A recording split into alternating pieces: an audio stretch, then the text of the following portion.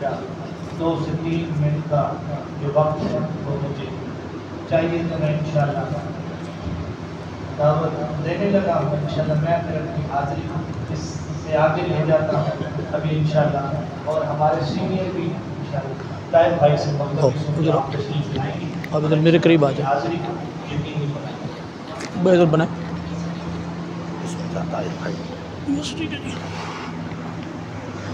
بسم اللہ الرحمن الرحیم۔ آج یکم محرم حضرت عمر فاروق رضی اللہ تعالیٰ عنہ کی شہادت کا دن ہے۔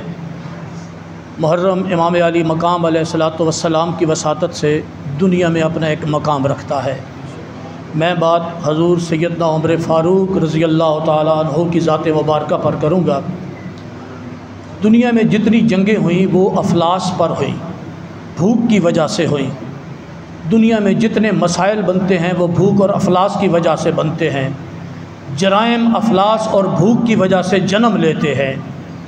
سوشلزم، کمیونزم، سرمایہ دارانہ نظام اور دیگر افلاس اور بھوک ختم کرنے والے سارے نظام، ان سب کے لیڈران کو اور تمام تر حکمرانوں کو جھنجھوڑنے کے لیے اگر کوئی فکرہ سب سے طاقتور ہے، غریبوں کو نہیں حکمرانوں کو جھنجھوڑنے کے لیے، تو وہ حضور سیدنا عمر فاروق رضی اللہ تعالیٰ عنہ کا فکرہ ہے کہ دریائے فرات اور دجلہ کے کنارے اگر کوئی کتا بھی بھوکا مر گیا تو عمر تو مجرم ہے۔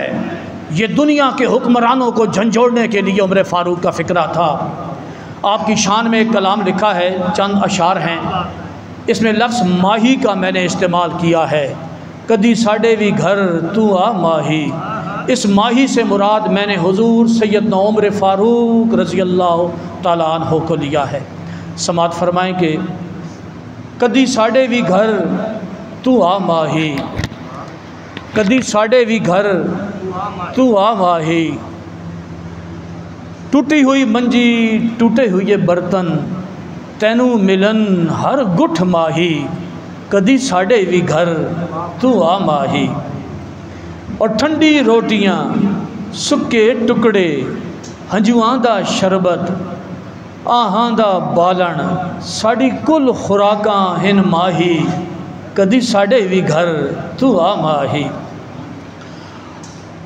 اور کدی ساڈی بھی غربت مک جاسی، کدی ساڈی بھی غربت مک جاسی، کدی ساڈا بھی دیوا بل جاسی، آ منصفانو جگہ ماہی، کدی ساڈے بھی گھر تو آ ماہی، کدے ساڈے وطن تو آ ماہی۔ تھینک یو ویری مچ جی، بہت شکریہ ساجد صاحب، تھینک یو۔